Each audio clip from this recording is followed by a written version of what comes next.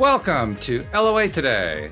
I'm Walt Thiessen here with life coach David Strickle, the Stream of David. And this is your daily dose of happy. We are so happy you decided to join us today.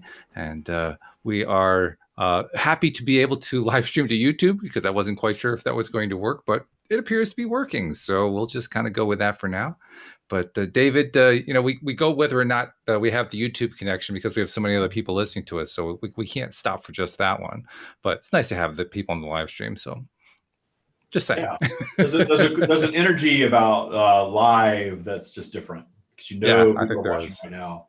And if you mess up, you can't edit it.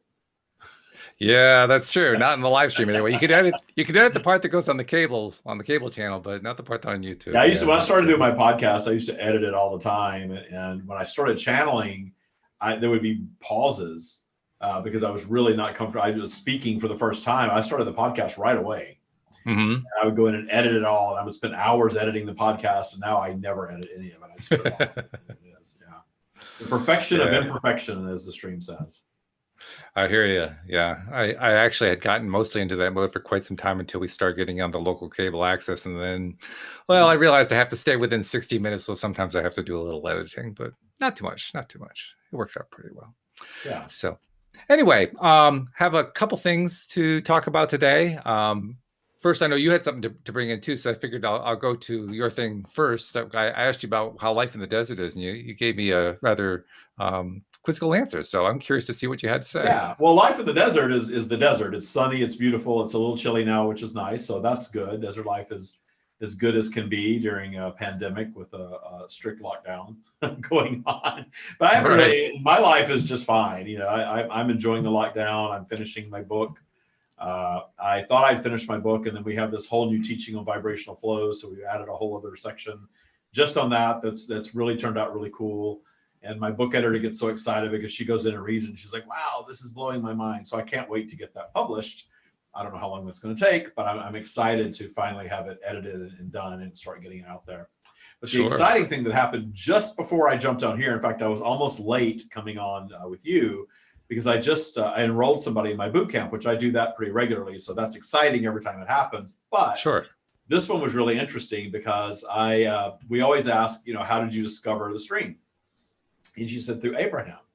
And I've heard that before. Usually that means they were into Abraham, and then they started searching other channels, and they found, the Stream of David. She says, no, literally Abraham. I said, well, what are you talking about? She says, they talked about you. I said, well, when did Abraham talk about the stream? Since when are we on their radar, right?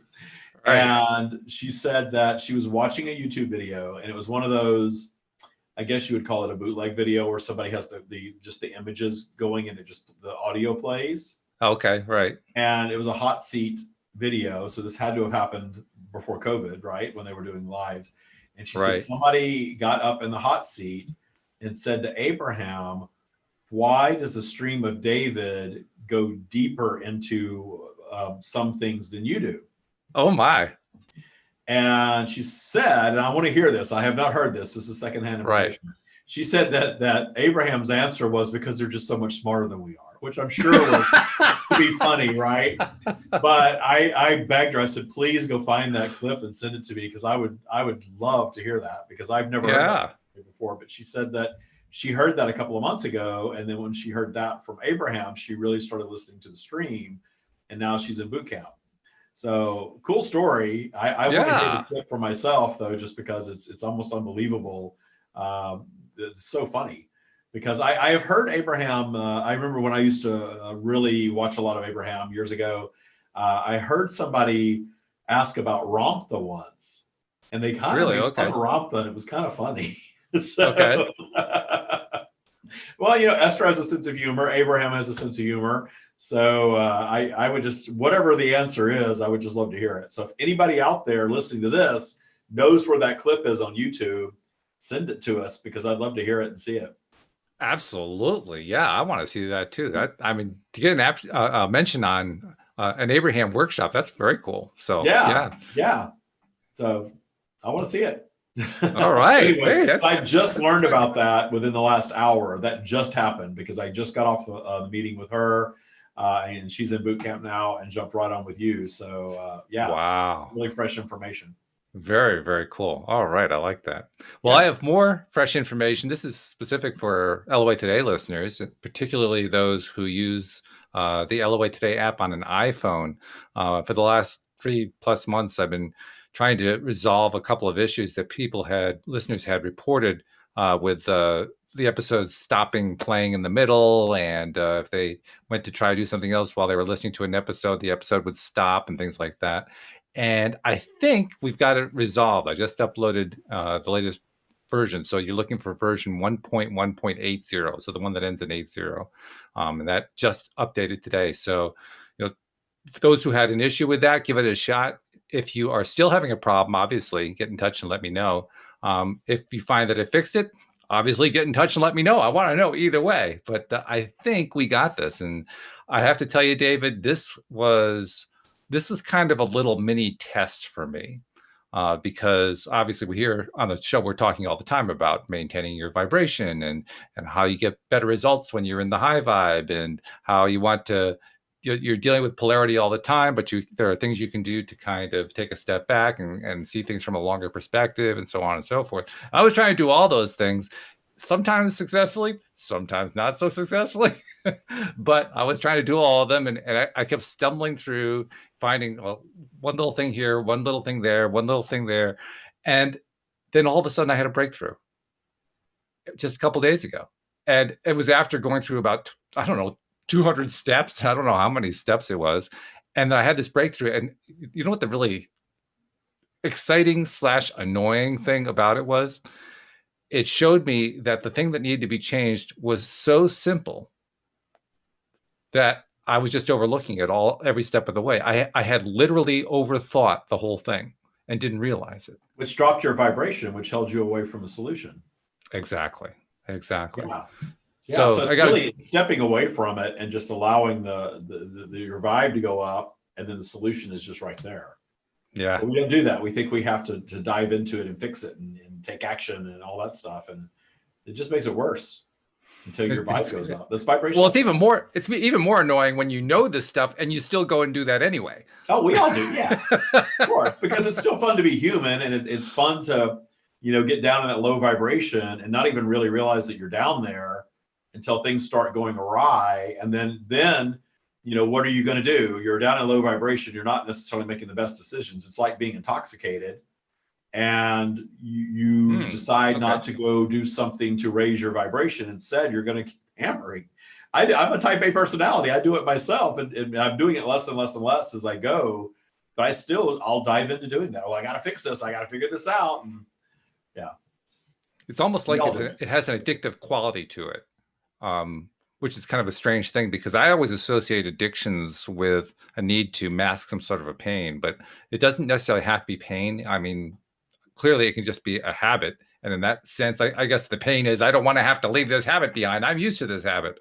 Yeah. So Well, we kind of when you're stick in a out the habit, habit. you're tuned to a vibration of, and you're habitually tuning to the vibration of, because you're Mhm. reacting to the vibration, you're reacting to the habit and acknowledging it and keeping it Yeah, active, and you stay in it. That's how people stay in unwanted cycles throughout their lives for with a long things. time. Yeah. Yeah, sometimes Yep. forever. So it's a great thing to actually celebrate when I break the cycle. That's what I like to do, and that's what I did in this case. I broke the Yeah. cycle. I said, "Yeah, I did it. Well, All remembering how right." powerful you are. That's the thing, is to, well, let me step Mm, back for a moment and remember how powerful. Oh, that's right. Yeah. yeah. Remembering how powerful I am, and remembering and believing how powerful I am, Well, because I trust. think, yeah, the trust, right? Yeah. Because I think all of us come to this general topic of conscious creation from a perspective that in some way incorporates, I'm not really good at this stuff. I don't have a whole lot of power. I'm not terribly intuitive. I don't really have any kind of amazing superpowers. The list goes on and on and on. So we find ourselves taking a lot of time to build it up, and it's all time well worth spending. But as we go along and we do start to build up, then we start to get results. And this is the part that's always a little bit weird. The results pop out of nowhere. Yeah. And in fact, I wanted to ask you about that, because Louis D'Souza and I were talking about this in yesterday's podcast. about the writings and the teachings of Carolyn Mace. Are you familiar with Carolyn Mace? I'm not sure if you are. She's a medical intuitive. And one of the things that she mentions in, I can't remember which book it is that she's trying to describe what it's like for her when she receives a piece of information to translate for somebody else, to explain to somebody else, here's what's going on with you. She says that when she gets it, she doesn't actually see anything. She doesn't actually hear anything. But she says, you know how there's like a space between seeing something and knowing that it's there? The space between seeing and knowing, that's where she gets her information. And my question for you is, does that sound familiar? Is that similar to what you get? I guess so, in the fact that I have said that, and the stream has said this, that we have to use our imagination to bridge the gap. I think that's the same thing as she's saying, Okay. that we have the physical reality of it and visualizing it, and then the trusting and knowing. And sometimes we actually have to build that bridge with our imagination. But we've been taught that our imagination isn't real, that oh, we're just imagining it. That's not real. You're just daydreaming. But everything that was a creation of imagination. And we Mm-hmm. all know that our imagination is our most powerful creative tool. It is the most powerful creative energy there is. And think of all of the things that we use right now that were someone's imagination, right? Zoom was an imagination. YouTube was someone's imagination. The computer I'm using right now was someone's imagination. The chair, the lighting, the room, all of it was someone's imagination before it became reality. So when I wanted to start channeling the stream, and by channeling, I don't mean receiving, because that was happening naturally. The knowledge just dropped into my mind. I just had what I call my knowing, right? I just knew. I just knew that what my parents were teaching me was not necessarily true. I knew that I didn't necessarily have to go through typical schooling. I knew that I was more worthy than I was being told that I was from the external world. I knew these things. But for me to start speaking it and writing it, I was trying to conjure this Esther Hicks-esque experience of being possessed by the stream. You know, she talks about, it's funny, I just got through talking about this on another podcast this morning. It's like deja vu here. But she spoke about, you know, having it breathe her and then write through her. And then she was typing and her fingers weren't moving. Something was moving her. And I was trying to conjure that. And in my trying to conjure it, I had this energy come into the left side. And I, to this day, I can feel it kind of come through the left side and come down my face and radiate through my body. But I was forcing it. I was using my imagination to conjure it, trying to make myself have this Esther-like experience. And it was happening to a degree. I was feeling it, and I had my recorder on my phone, and I was trying to speak, and it was just coming out so bizarre. And I thought, wow, this is going to take decades to figure out. and I'm not a patient person. So I'm sitting in my car, locked in my parking garage in the basement of my building, either Seattle, San Francisco, because I did it both places, and because I didn't want anybody to hear me, not even inside my condo. So I'm sitting there with the phone, and this weird voice is coming through, very strained. And then it just dawned on me, the knowing came through, relax and just imagine yourself speaking it and begin speaking. And that's what I did. I just used my imagination to create the spoken portion of it. And then it was just happening. And I was putting all this information into my recorder. And then I would listen back and think, wow, where did that come from? And so then I very quickly decided to turn it into a podcast. And if you go back into the Stream of David podcast and listen to the very beginning, the end of, 2017, is it 16 or 17? Well, when I started the podcast, episode 1, 2, 3, 4, all that, it's very different than it is now. It's very formal, much more formal than it is now. And I think the more that I do it, the more I relax into it. But Sure. my imagination bridged the gap to allow that to happen. And now I know how to just step back and allow it to flow. And when I start speaking it, I become unaware of what's going on the same level. It's like I'm in the background and it's just happening. It's really hard to explain, but that's how I do it. And so that's probably what she's talking about, is that, there's, what did you say? There's belief or seeing and knowing. Seeing and knowing, yeah, like a gap Gap between the between two. those two things, Yeah. I think imagination bridges that gap for everybody. Hmm.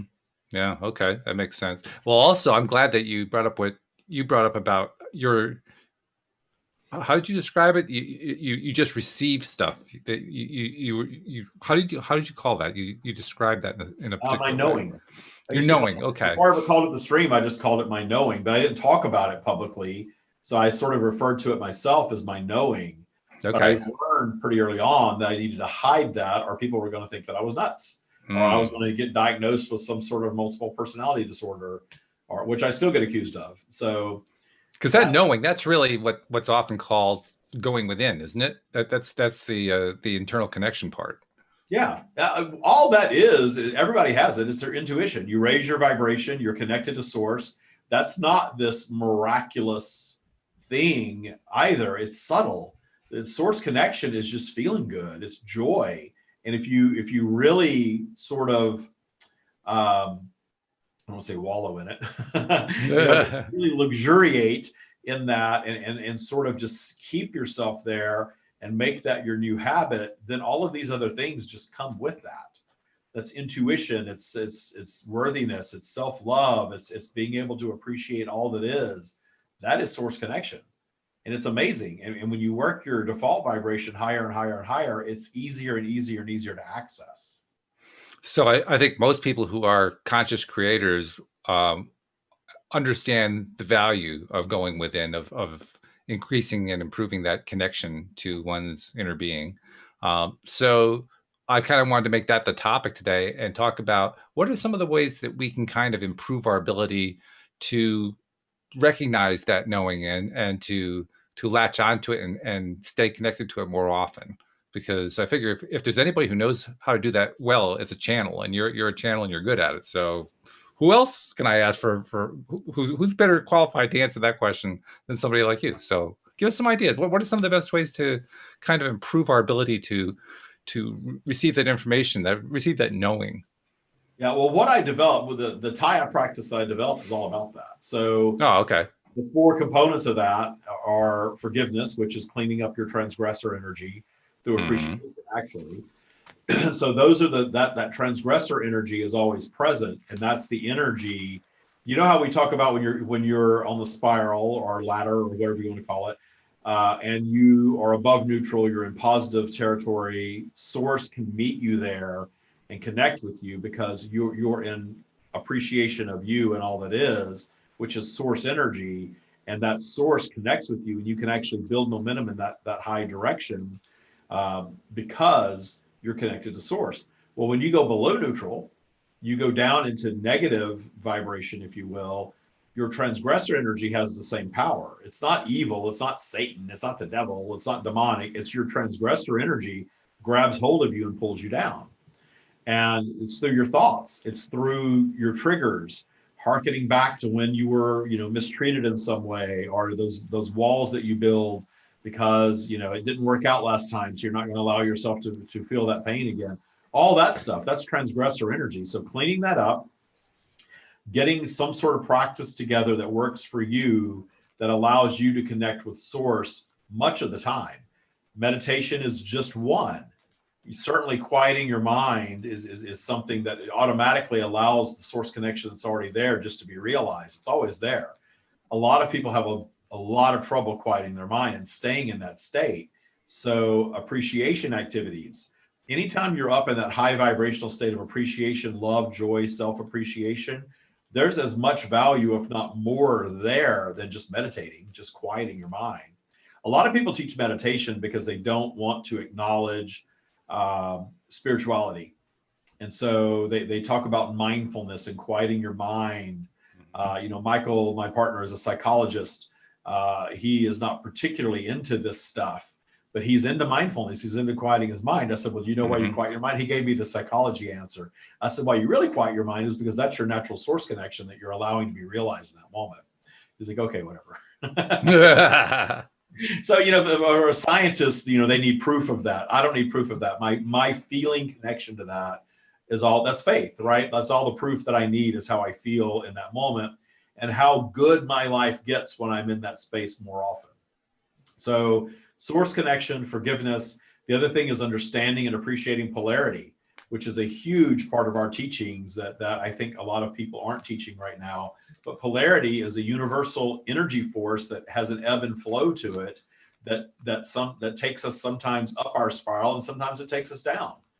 But it's not necessarily negative. It's not necessarily bad to go down and get out of alignment with source, because when we go down there, if we are appreciating polarity, we understand that's just there to sort of regulate our positive manifestations and to create some obstacles for ourselves, because we need things to solve, because the solving of and the evolution beyond is our creative process, which is our expansion as a human and as an eternal being. That's what expands the entire universe, is new creation. We wouldn't create anything new if we lived in perfection. Think about it. If we all agreed about everything all the time and we were living in this utopia that everybody thinks they want, and we all just sat around and you're right, you're right, you're right, there's no problems, nobody has to do anything, we're living in perfection. Well, what's offered in perfection? You get bored. And inevitably, we're going to create some drama just because we're bored. You see people do that in their lives. When their lives get too good, when people start, when there's too much financial abundance, all of a sudden the gambling addiction or the drug addiction or the affair or something like that rears its head because of boredom, because we need to create some drama just for interest in our lives. When you have nothing else to worry about, you're going to create something to worry about. That's the universal process of creation, and we're not going to escape that as human beings. So understanding polarity is a big factor in that, because once you appreciate polarity, then the downtime is not bad, evil, negative. It's just downtime. And you can even get to a place where the obstacles that you create down there don't cause that step one reaction of plummeting into fear, anger, frustration, whatever it is. You can be trying to do something and realize that, this isn't working, which is a clear sign that I'm DTS, I'm down the spiral. My job is to go get an espresso or go outside and play with my dog and look at the sun for a moment, breathe a little bit, appreciate, raise my vibe, and know that when I come back here, it's just going to work. And I've never had that fail for me, ever. So you can operate like that, where you just don't allow yourself to get into frustration. And if you do, it's okay. But you're just not reacting that way anymore. You skip the step one reaction, meet your obstacles in joy, vibration goes right back up. Oh, yay. A letter from the IRS. Great. Opportunity to manifest more. I had that experience. When the letter from the IRS showed up in the mailbox, I realized, hey, I've been going down this negative path of money, and here's the universe sending me another piece of evidence. You know what it is when that envelope shows up. Open it up, sure enough, we've decided you owe more tax from 5 years ago. Okay, great. But now, for me, it was knocking me back into alignment, because I saw how out of alignment I was regarding money at the time. And that's why I manifested that. So it ended up being a really good thing. It actually took my vibration back up. And I can't even tell you how that got solved. It just did. It's a funny thing that you mentioned. Funny thing that you mentioned IRS letters, because I've received a number of IRS letters over the years, but the thing was, in almost every case, I had that universal reaction. Oh God, right? It's the IRS again. And then 9 times out of 10, the letter didn't say anything at all about owing more taxes. It was, over some other minor issue, something easily resolved, had nothing to do with owing money. But I always had that association. And over time, it has lessened. I haven't been able to get rid of it entirely. I like the idea of what you talk about, being able to let go of the frustration before it takes hold. And that's something I'm certainly working on. But it's just odd that I don't know how to explain this from an LOA perspective. The fact that I kept expecting every time I got one of these letters that it meant that I owed the IRS money. And when you actually read the letters, I didn't actually owe them any money. I still can't quite understand that one. Yeah, well, it's ingrained in you that that's a bad thing. IRS is bad, it's terrible. They're here to take your money. And when they take your money, all they're going to want to do is take more. We all think that way. And mine was a request for money. Yeah. But it's funny because now I look back at that and realize that I know that got solved. I don't even remember how it got solved. It's so meaningless now to me that I can't even tell you how that got solved. So we all have our things, that feeling. A lot of people talk about that sinking feeling when a cop pulls you over. I Mm-hmm. haven't really thought about that. I have not been pulled over by a police officer since my mid-20s, and I'm 52. Yeah. Yeah, and I've driven a lot of. I've had Porsches, I've had Audis, I've had all kinds of sports cars, and I just don't get stopped. Mm-hmm. I don't drive like a maniac most of the time. That's part of it, but also, I mean, I've definitely driven fast in those cars, and I just don't align with getting stopped. Mm-hmm. And so, that's just my. I've never had an issue with that. But there's little sticky things around money that I have had issues with. So we all get trained to react in these ways, and Taya and tools like it give you the tools to just move beyond that training to a full appreciation of all of it. I get pulled over, great, it's going to be fine, no problem. I get a letter from the IRS, it's already worked out. I don't even have to worry about it. All I have to do is raise my vibration. The universe sends the solution, and solving problems is expansion. So you get better and better and better at just reacting in joy to everything that life delivers, because it's all a manifestation. Yeah, that's really the skill in it, isn't it? Learning to react with joy, even when it's something that we would normally not react to with joy. And it takes some time, takes some training, takes some practice to do that. Yeah, But but part of it, the fun of it too, is the ongoing learning experience of that. Whenever something creeps up for me, it's just like, wow, there's something else that I can work on. And I'm not mm-hmm. trying to rush toward perfection, because that's just not going to Right, happen. But just right. getting better and better and better at it, and not allowing fewer and fewer things to hold me away from joy, is what my goal is with it. And so, that I've had that experience. I think I shared. Did I share with you about Thanksgiving or not? I haven't been on here since Thanksgiving, have I? No, I don't think so. No. Yeah. So I cooked a very nice Thanksgiving meal. Everything, I cooked every bit of it. Made pie crust Mm-hmm. from scratch, all of it. And there was some criticism of my cooking. Yeah, and I allowed it in the moment to take me down a little bit. I was just like, wow, because I was raised in the South, where even if you don't have anything good to say, you don't say anything at all. You're always polite, even if it's Mm. not genuine. And I actually kind of moved away from that, where I really generally like feedback, and I'm okay with feedback. And if somebody has a problem or a criticism of something, I'm really at peace with that. But for some reason, I think I was so physically tired, because I Mm. literally cooked all day Wednesday from 7 a.m. to 7:30 or 8 p.m. to make Wow. it. And then Thursday, I really wanted to just enjoy the day, but I was still kind of recovering from Wednesday. And then when this person was like, "Oh, I taste this, I don't like that," or this, and I was just kind of like, "Really?" After all that, Mm. and I thought everything turned out so good. I was so impressed Mm. with everything that I made myself. So and then I realized, wow, that shouldn't bother me at all.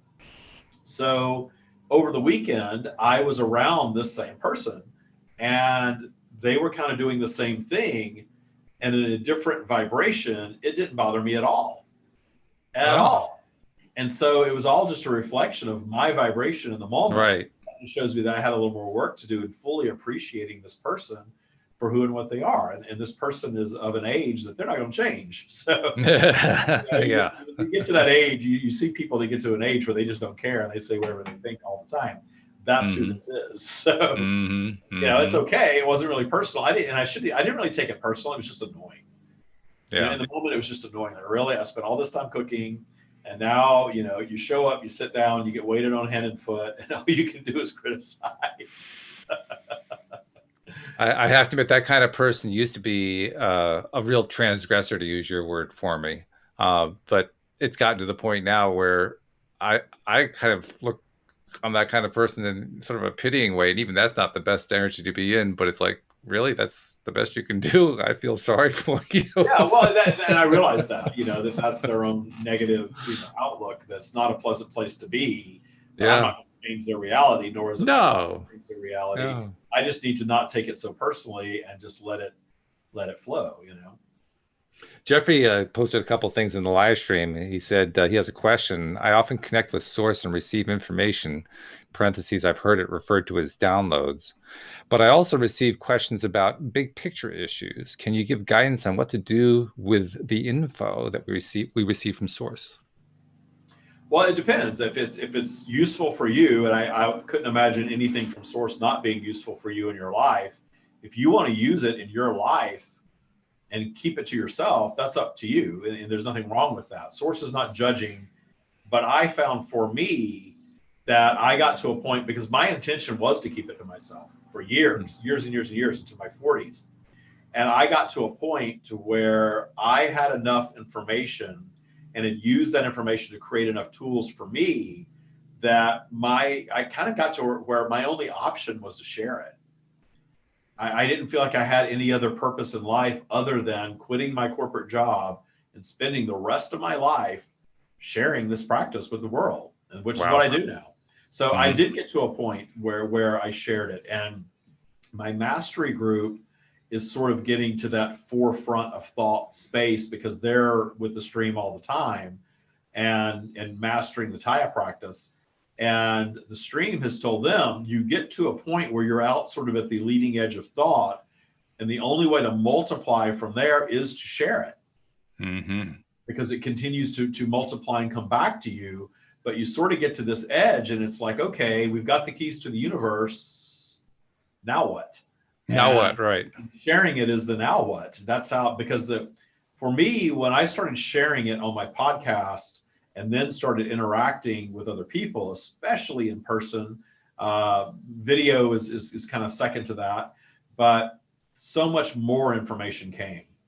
Because it was beyond just my mind asking the questions. And so when you allow yourself to interact with other people with your knowing, your download, whatever it is, it actually is of service to other people, which is nice, but it also, you get more and more and more because it's just multiplying for you. Yeah, that's true. And Jeffrey also mirrored what you said. He said, not all of us are called to be public figures and do podcasts, but still want to put our processes to good and profitable use. But I appreciate those who are. And I appreciate folks that like to cook and feast as well.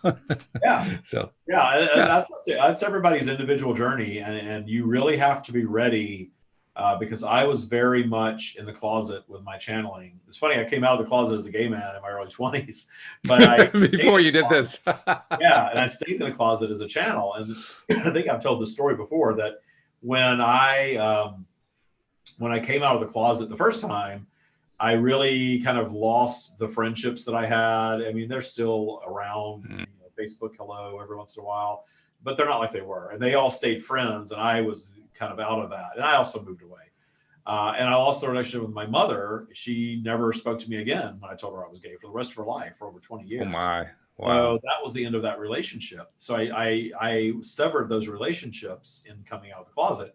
And then I live, another 20 years, and then decide to come out of the closet yet again as a channel. And my aunt, my mother's sister, who was so critical of my mother, she sort of stayed in touch with me, and I just can't believe your mother, and it's so bad, and it's awful, and it's terrible. You shouldn't be treated this way. And I was already kind of into the, it's okay, it's fine, I've made peace with it sort of place. She was so judgmental of my mother about it. But then when I came out as a channel, she comes on Facebook and announces that I'm going to burn in hell and black. So it's like, wow, I lost my mother in round one, and lost my aunt in round two, and my cousin, also her daughter. I haven't heard. And I'm still in touch with some of my family for sure, but a lot of people, it can be lonely. I live in Palm Springs, in a community of ironically mostly gay men. And, I spent my whole life, a good part of my life, dreaming of moving here and kind of retiring and living in this weather and living in this little bubble where I'm not a minority, and it's going to be so cool. Well, what I found here is a lot of people, when you say that you're spiritual, the wall just goes up right away. They don't want to hear the spiritual books. They don't want to hear it. They don't know how to deal with it.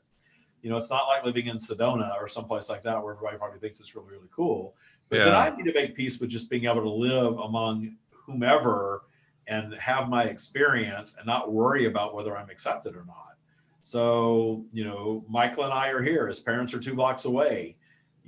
That's just our life right now. And I'm happy. So I'm just not worried about it. If people don't want to be my friend because of it, then don't be my friend. But you are a unique individual when you are out there putting yourself out there as a public figure in a channel. There are life shifts. For me, it's worth it. But I think that's everybody's decision to make, because it changes your life. It definitely changes your life, because you have a sliver of the population that think it's amazing, and you have a big chunk of the population that thinks it's nuts. And I'm completely at peace with that. I'm not looking to convince skeptics. I could care less about going on.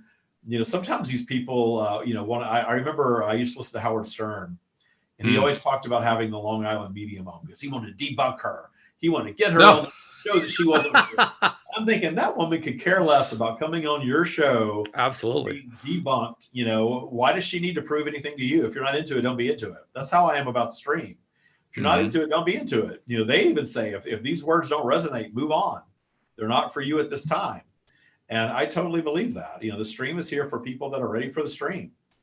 And thankfully, there are a lot of them, and it seems to really resonate and help people that are into it. Everybody that's the cool part. Yeah. And also that whole thing you just did there ties back beautifully to the topic, the way I brought it up, which was finding the different ways to make and develop that knowing connection, as you call it, that ability to discern. I mean, for me, I know that the biggest challenge I've had is being able to distinguish between a quote knowing message and my own mind, my own ego generating something. And to this day, that still seems to be a problem for me to distinguish between the two. I think I've got I kind of have it sorted, but not completely. Yeah, if you're up in high vibration and it just blossoms, that's source. If you're trying to figure it out, you're disconnected from source by trying to figure it out. And your mind that's a good point. Is a creator, so it's okay. But those ideas that just blossom, as long as you're in high vibration, if there's no fear and there's no judgment attached to it, you can't go wrong. When you attach fear and judgment, your vibration drops, and then you doubt it, you question it, you fear it. But I always tell everybody, if you want clarity, to me, that's clarity, right? Source information is clarity. Clarity is removing fear and judgment from any question, any topic. If you remove fear and judgment, what do you want? What do you want next? People say they don't know what they want to do with themselves. They always have something they want to do. They just are fearful of it, are judgmental of it, and they don't allow themselves to believe it. So they say they don't know what they want. But everybody knows what they want. And if you do a little clarity exercise of removing fear and judgment, you will discover new things that you want. And if you believe that anything is possible and just set that intention that, hey, this is what I want, I believe it's possible. It's not my job to sit and try to hammer away at this every day, because you have vibrational flow. So inevitably you're going to trip yourself up in flow. So don't do that. Just set the intention that you want this to be, and you're going to let the universe figure out how that's going to be, and then make your work just being up in high vibration, just appreciating the blue skies and the chirping birds and the snow and the rain and the whatever's going on. That more you appreciate, the more you're just keeping your vibe high. And interesting you should mention that too, because as listeners know, the main work that I do is managing my wife's gardening services and maintenance business, and we are now out of our season. We're in the off season, and I've got I've collected most of the customer checks that had been collected. It's like 3 more, I think, that have to be collected, and then that's pretty much done. And then the next thing is taxes in January, so I have nothing going on for December other than just enjoying that it's December. So I'm figuring, well, this is a great time to make it a deliberate thing of just appreciating all day long, just doing like day long, all different kinds of things I can find to appreciate, feel good, get high vibe, stay high vibe, see how long I can stay high vibe, and how many different ways can I do it, and how many different ways can I share it here on the podcast and so forth. So I've almost kind of made it like a bit of a challenge, like how high is up? I'm not sure how high up is, but I'm going to try to find out. I see you have a visitor. Yeah, that's you mentioned staying in Joy. Well, this is Joy. That's his name. This is Joy the cat, the one who went through all the medical stuff. He's still joyful. That's good. He's very joyful. Yes, he was getting lap time too, and he was very much appreciating that. Nice. Yeah, the steps to go up your spiral, up in vibration that I teach everybody is, if you're really low in low vibration, and you're so low that you can't appreciate, because you can get down there. You can get down there to where, you think that there's nothing to appreciate. It's not possible. You start trying to appreciate and all the negative just kind of overtakes. That's because your vibe is really low. The best thing to do when your vibe is really low is a low thought activity. I think I've talked about this on here before. Mm-hmm. Take up ironing, gardening, doing something productive that takes a little bit of your thought, even if it's just go take a hot shower, go do something, take some action that takes your focus, a little bit of your focus, not too much, because if it takes a lot of focus, then you're going to get frustrated, because when you're down there, nothing goes right. So low thought activity is the first quadrant, or the first third of it actually, is low thought activity. The second thing would be active appreciation. And then the highest thing would be just meditation, just being. And meditation doesn't have to be sitting and oming and holding your hands in a certain way. It can just be taking some deep breaths and just feeling like still, and just feeling that higher self / source / God connection that everybody has. So those three things will take you up in vibration every single time. But when you're low vibration, you have to remember it's like being intoxicated. You're not thinking clearly. Your judgment is not the same. And sometimes you don't think you have access to any of that. But if you learn to sort of make yourself disrupt that feeling by doing a low thought activity, and then from there thinking, I'm going to go actively appreciate now. I'm going to walk outside. I'm going to find 5 things to appreciate no matter what's going on.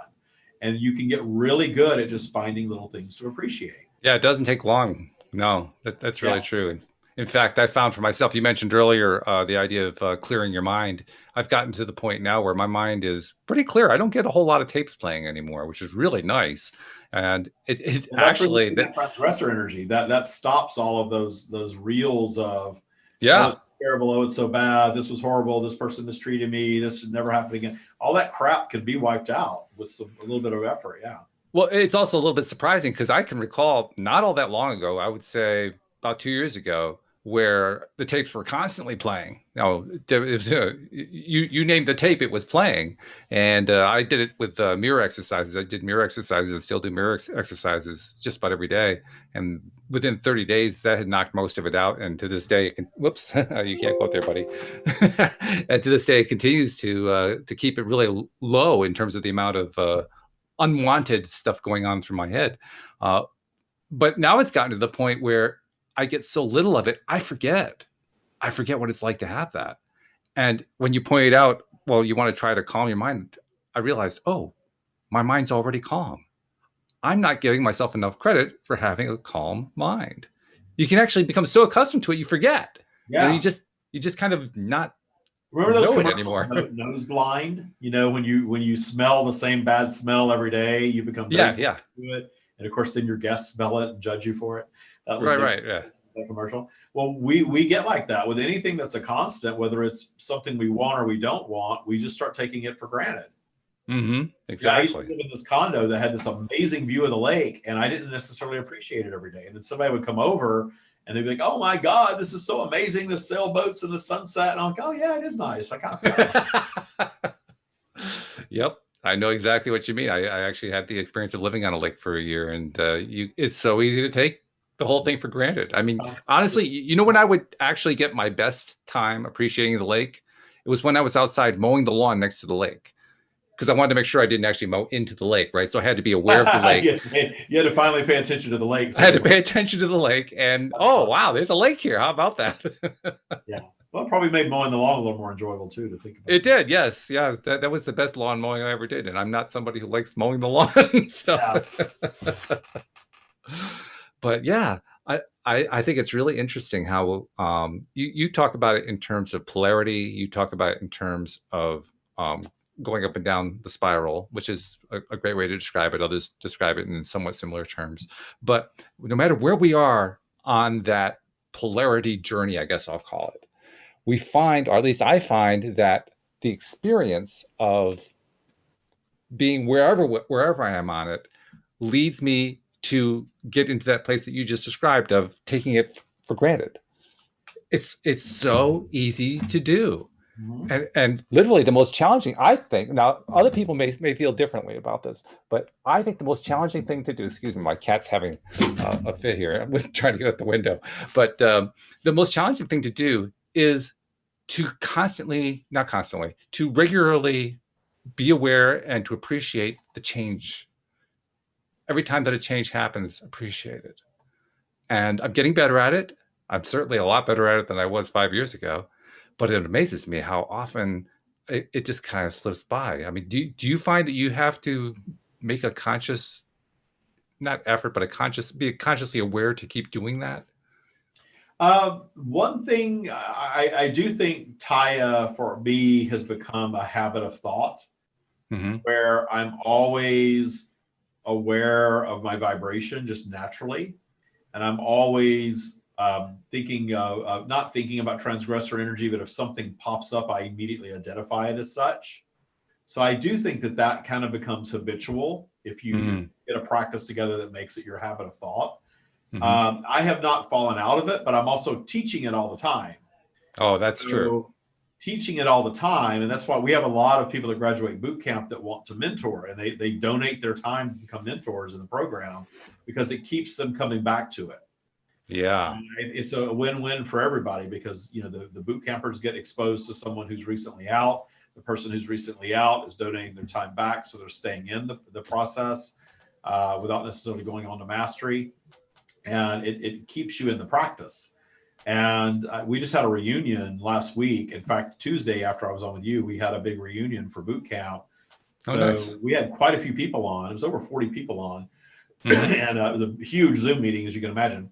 And Yeah. we had all these stories of just different things that people have done. Every single person uses it in some way in their lives, but it was all over the place from people that continue to practice very strictly on a daily basis to where it has become their way of life, which is the goal as far as I'm concerned, and Sure. people that are still working at it, and people that really have just sort of let some of it go until life kind of spirals out of control. Then they get back into it and kind of pull back into alignment. And there's no right or wrong to any of that. Everybody's using it how they want to use it in their lives. The only thing that was consistent among everybody is they all said it made their life better. It gave them more clarity and gave them a path back to joy, which was very satisfying to hear that from that many people, even people Mm. 3 years ago. Mm-hmm. I guess I was honing in particularly on appreciating because that was one of the items you mentioned out of the 4 item list. The second item being practicing connecting to source and using meditation and appreciation for that. And appreciation for me is something that is still I need to be consciously aware in order to do it. I'm not to the point now where I habitually appreciate. So Oh, that's see, yeah, I think I'm pretty good at just appreciating and being in that state of appreciation can frustrate people around you though. Like my dog, I'm a pushover to my dog, and it's funny because I'm a pushover to my cat, so I understand. I am generally a very type A kind of alpha kind of person, but for my dog, I'm not. I'm a big pushover. And I will go outside and I will yell at her to come in the house, and she'll just look at me like I'm playing. She's a very smart dog. She Mm, knows several words and responds when she wants to respond, but she doesn't always want to come in the house. For me, she's like, "Oh, yeah, I'm going to run from you. We're going to play a game. I'm not coming in the house." And there was a time that would have really frustrated me. mm, But now I really just appreciate this relationship I have with this little dog and the fact that I have something in my life that I don't really care if it obeys me or not all the time. And Michael is different. Michael has never had a dog. And this is the first dog he's ever really kind of fallen in love with.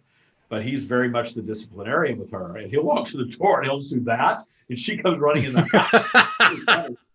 And there was a little time where that was kind of like, she's my dog. I had her for 3 years before I ever met Michael. She should obey everything that I say. I trained her. I've had her since she was 8 weeks old. I paid for her.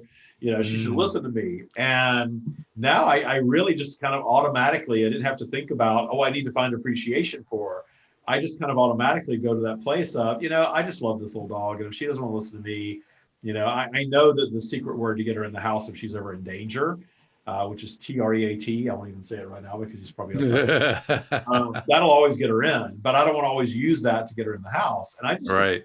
appreciate her as she is, which is, I do that automatically most of the time. I didn't do it on Thanksgiving apparently, but most of the time throughout the day. It's a beautiful day outside. Oh, I love that I work from home. I love that I wear slippers all day long. I do think like that all the time, Mm, all the time. So, one of the things that's come up, I think I talked about this last week. I've put on weight since COVID because I started cooking and we kind of eat for recreation now. And then the gym is opening and closing, and I'm not in a solid gym routine like I used to be. And a year right. ago, I was in the best shape of my life. At 52, I was ripped and I was lean. I was in the best shape of my life. And Mm, now I've regressed and I'm yeah. heavier now than I was 3 years ago.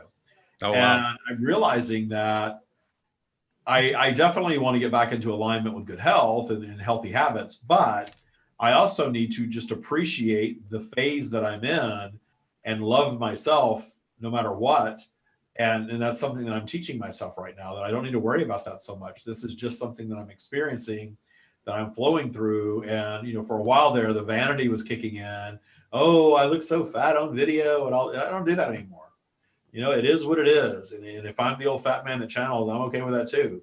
So it's funny because when I went on TikTok and I was feeling that way about myself, and I didn't even think I looked like I'd put on weight, but somebody on, people on TikTok can be brutal, right? And somebody on Oh, TikTok, sure. you're so good at manifesting, why don't you lose some weight and stuff like that? And I caught a couple of those comments, and it kind of hit me that all I'm getting is what I'm already feeling about myself. So I can't be upset at that person. I'm attracting it. Since I made peace with that, I have not gotten a comment like that anywhere. Right, right. Yeah, Is that that's always a big win. Whenever we recognize that we're the ones who created that stuff, that's a big, big win.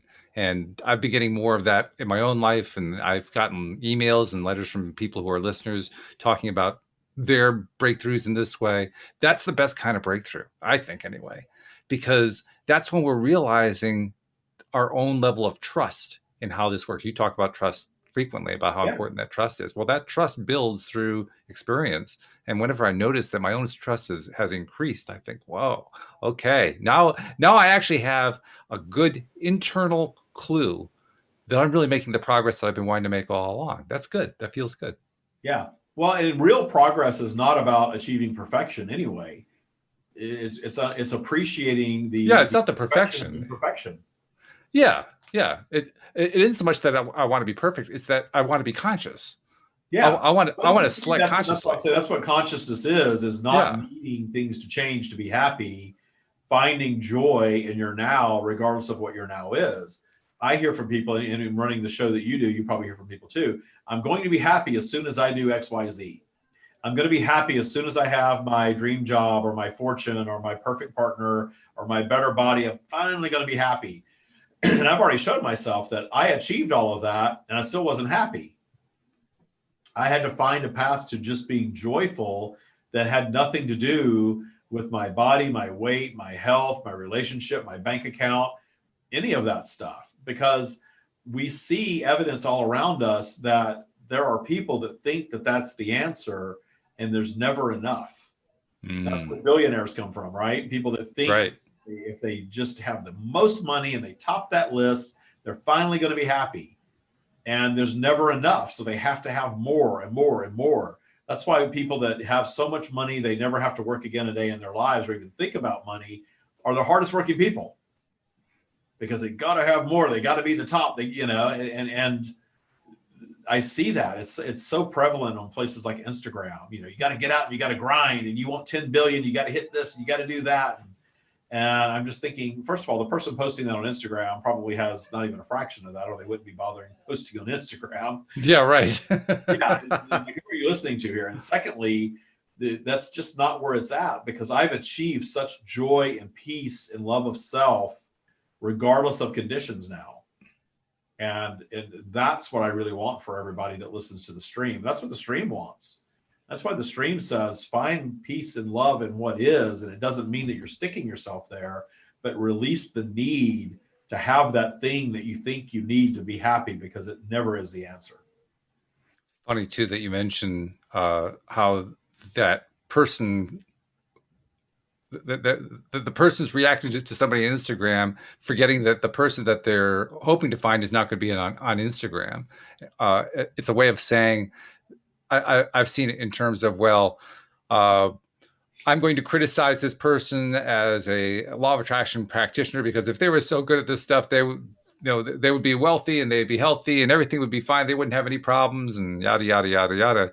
And they forget that that person who is in that place feeling that way isn't going to be talking to them in the first place. They've got better things to do with their time. Yeah. So it's like, wait a minute. Do you realize what you're saying? What you're saying is you don't want to talk to anybody who is not willing to talk to who is willing to talk to you. You're only willing to talk to people who aren't willing to talk to you, which is not going to get you where you want to be.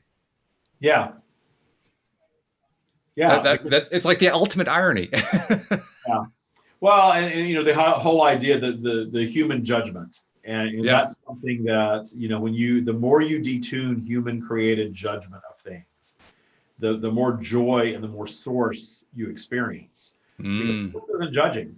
Source doesn't care how much weight you gained, or how much hair you've lost, or how much money you have in your bank account, or how many friends you have, or how many dates you've gone on, or how many followers you have on Instagram. Source is not judging any of that. That source perspective, zooming out to that source perspective. And it's something that I am challenged to always try to better describe to people, because getting into the stream is source perspective. And I have so much clarity on that now. And writing this last book, the clarity in that book is insane. I can't wait to get it published, because the clarity in that book is absolutely insane. The editor, that is a spiritual student of many, many years, just goes on and on how blown away she is of the information that's in there. And the challenge is fully expressing in human terms things that are way beyond humanity. But the one common thread that's so easy to communicate but hard for people to really grasp is the non-judgment of source. That everything we're doing here is creating expansion, and that's why we're here. And there's no right or wrong way to do it, and there's no prize at the end or penalty at the end for how we do it. The prize or penalty is realized in human terms while we're here. Yeah. And the only thing that makes it a penalty really is our judgment of it. So our continual judgment of our path and our current conditions and our past, that just holds us in that space. Yeah, letting go to that judgment. That's pretty much what the Taya practice is about, isn't it? Letting go of all the different ways that we judge. To allow trust. Exactly. Yeah, that's really what it's all about. So good stuff. I want to remind people who have not yet downloaded the LOA Today app. I'm not sure how many of them there are, but if you haven't done it, please do so. And you will find, especially if you're an iPhone user, that I think you'll find that the issues that others have been experiencing over the last few months have been fixed. Anyone who's still experiencing an issue, please use the form that's on the LOA Today app and send me a note. Tell me about it. Also, I want to encourage people to use that form for other things, like sending in questions for the Stream of David to answer, or questions for Rita and Linda, or for Cindy or Louie, or anybody else who's here on the program, because that's why we include it there, to give you a way to give us the input and share your questions, and even give us topics. We've had some great topics come through the form that way, so take advantage of that as well. Also, I wanted to do a shout out to Jeffrey, because he's been basically mirroring everything we've been saying. Say, yes, that's what I love. So he's like right on track with what we're talking about here. And cool. I just wanted to say, well done, Jeffrey. Really good. And also, we have a shout out from Carrie. Carrie's logged on, your administrative person, so had to say hello to her too. So, yeah, good stuff.